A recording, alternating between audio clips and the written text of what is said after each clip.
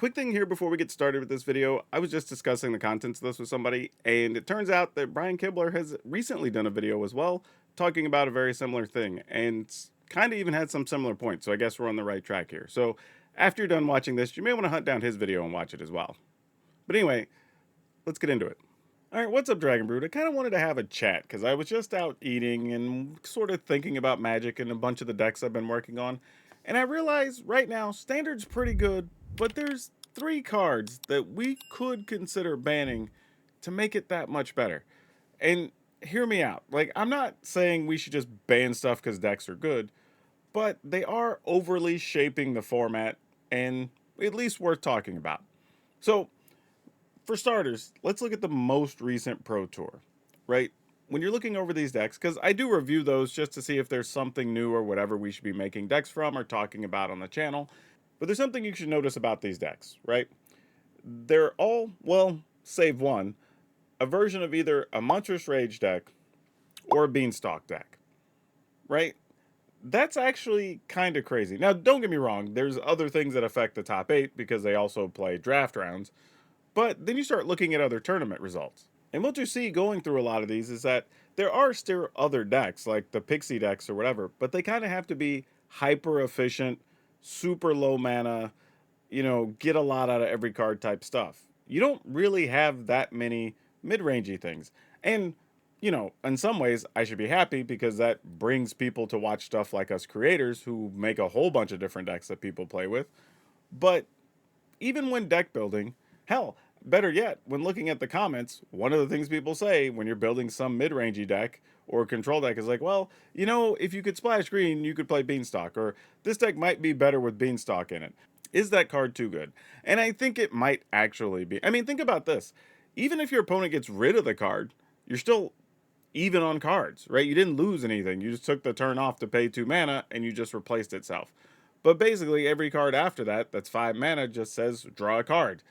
Like, if you could have an extra cantrip on everything, that would be fantastic.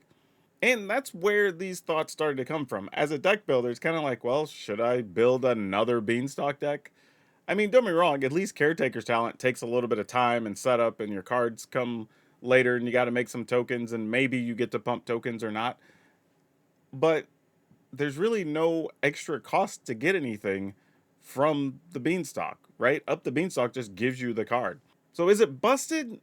I don't know. And see, and that's the problem. I don't know if we need to get rid of a card just because it's really good or shows up in a lot of decks.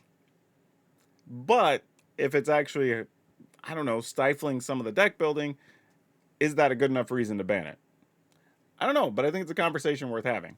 Now, when it comes to Monstrous Rage, that's a bit of a different situation, right?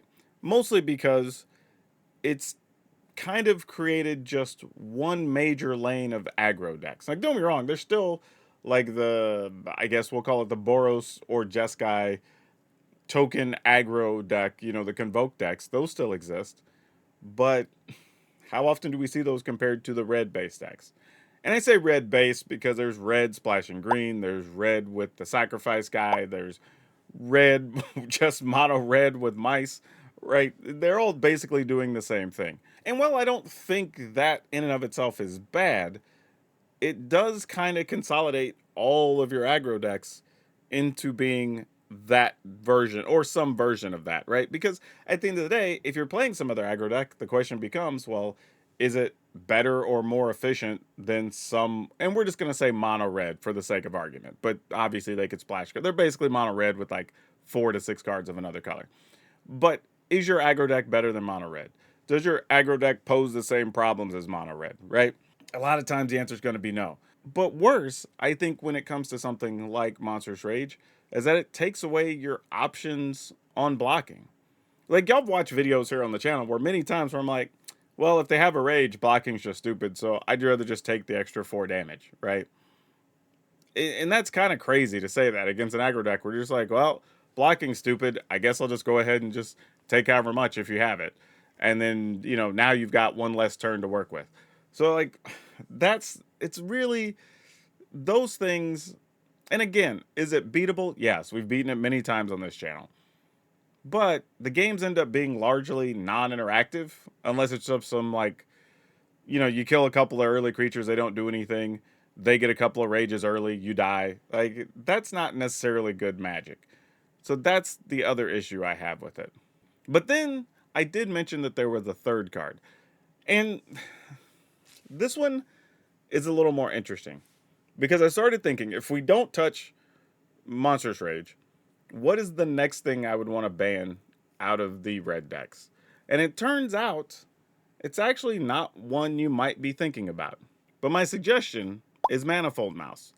And while that might seem kind of crazy, if you think about it, a lot of times Manifold Mouse is the problem, right? Because you're getting to combine Double Strike with Trample on creatures that have prowess or otherwise grow and get counters or whatever.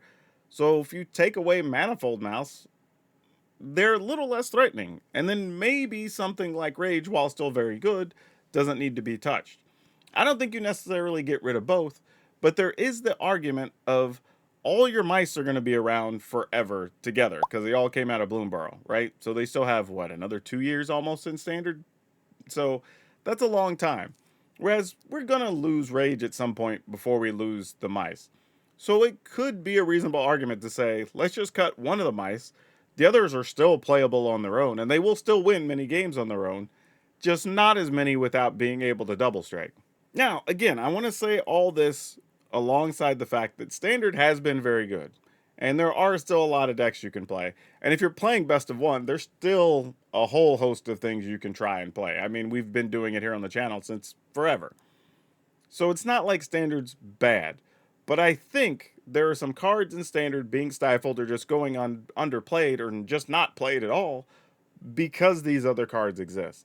And I think it feels like if you were to do something about these cards, or at least two of the three, then I think Standard could be that much better. But y'all let me know in the comments. Maybe I'm crazy. Maybe I don't know what the hell I'm talking about. Maybe I'm overreacting. Maybe I'll think banning cards is a bad idea. Either way, y'all let me know. But if you do like these types of commentary videos, I did recently rank all of the Gear Hulks, and I'd be curious what you think about it. So go watch that, and then let me know if we should do other videos like that as well. But that's all I have for now. We'll see you next time.